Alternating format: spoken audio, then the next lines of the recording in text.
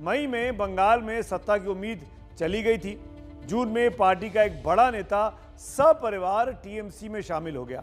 BJP के राष्ट्रीय उपाध्यक्ष और पूर्व रेल मंत्री मुकुल रॉय आज फिर से टीएमसी में वापस लौट गए। मैं सपरिवार इसलिए कह रहा हूं कि मुकुल रॉय के साथ उनके बेटे शुभ्रांशु राय भी टीएमसी में शामिल हो गए हैं। 4 साल पहले मुकुल रॉय ने टीएमसी छोड़ दी थी। वो बीजेपी में शामिल हो गए थे, लेकिन विधानसभा चुनावों में बीजेपी हार गई और हारे हुए पर दांव कौन लगाता है, देखिए मेरी सहयोगी मनोज्ञा लोईवाल की यह खास रिपोर्ट।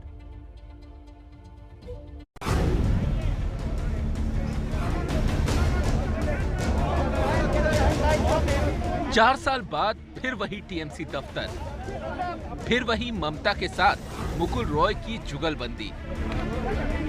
कल तक जो ममता के निशाने पर थे, आज वो उनकी आंखों के तारे हो गए।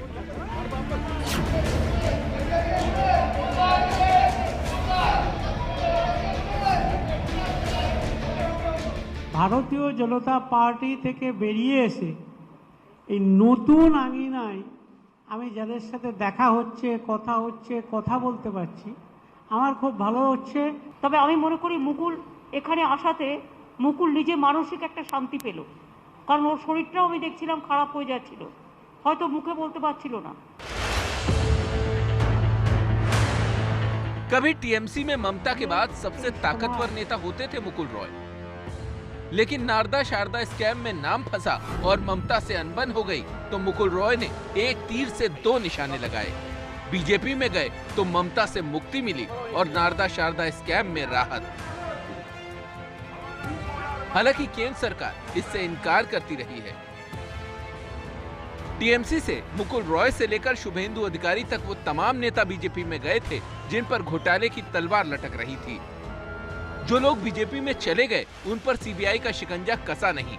कुछ दिनों पहले ही फिरहाद हाकिम समेत ममता के 4 करीबी नेताओं पर सीबीआई का शिकंजा कस गया, लेकिन मुकुल रॉय और शुभेंदु अधिकारी पर नहीं। ममता तो पहले से ही बीजेपी पर वॉशिंग मशीन वाला तंज कसती रही है।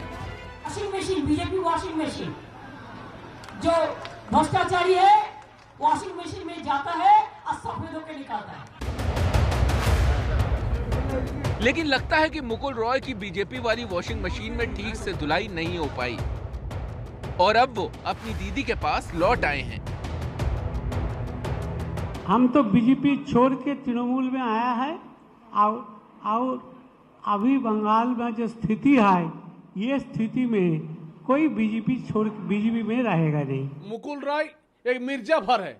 हम लोग चाणक्य को समझते थे, लेकिन इस बार देखा उसका लड़का बीजपुर से उसका बूथ में हार गया, विधानसभा में हार गया, उसलिए एक मिर्जाफर तैयार हुआ। बंगाल का राजनीति में एक मिर्जाफर राय मुकुल रॉय जी है। वैसे ममता की प्रचंड जीत के बाद कयास लगाया जा रहा था कि मुकुल लौट आएंगे।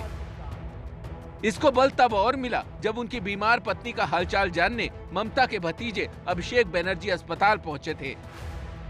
हालांकि मुकुल रॉय टीएमसी में वापसी से इनकार करते रहे, लेकिन राजनीति में जुबान पर चढ़ा इनकार दिल में इकरार की घंटियां बजाता रहता है। वही हुआ।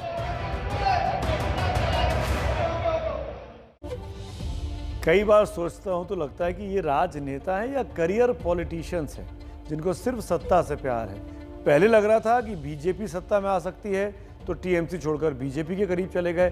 बीजेपी चुनाव हार गई तो फिर वापस टीएमसी में लौट आए। कैसे जनता इनको बार बार पाला बदलने पर वोट देती है, जनता को भी सोचना चाहिए।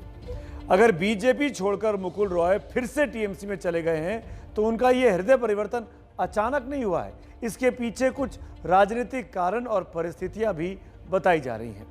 टीएमसी से ही बीजेपी में आए शुभेंदु अधिकारी के बढ़ते कद से मुकुल रॉय परेशान बताए जा रहे थे, क्योंकि बीजेपी ने विपक्ष का नेता मुकुल रॉय के सीनियर होने के बावजूद शुभेंदु को बना दिया था। बीजेपी के राष्ट्रीय उपाध्यक्ष थे मुकुल रॉय, लेकिन पार्टी में साइडलाइन रहे। उनके बारे में कहा जाता है कि वो विधानसभा चुनाव लड़ना नहीं चाहते थे, लेकिन उनकी मर्जी के खिलाफ पार्टी ने उनको चुनावी मैदान में उतार दिया। बीजेपी में गए ममता की पार्टी के कई नेता वापस लौटना चाहते हैं, लेकिन मुकुल की वापसी का टिकट इसलिए कंफर्म हो गया कि वो ममता पर कभी भी निजी हमला नहीं करते थे, यानी उन्होंने दरवाज़ा कभी भी बंद नहीं किया था।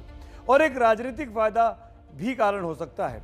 अभी दिनेश त्रिवेदी के इस्तीफे के कारण राज्यसभा की एक सीट बंगाल से खाली है, जिस पर मुकुल रॉय को दिल्ली की राजनीति चमकाने के लिए ममता दीदी भेज सकती हैं और उनके विधायक पद से इस्तीफा देने के बाद उस खाली हुई सीट से उनके बेटे को टीएमसी चुनाव लड़ा सकती है, ऐसा कयास लगाया जा रहा है।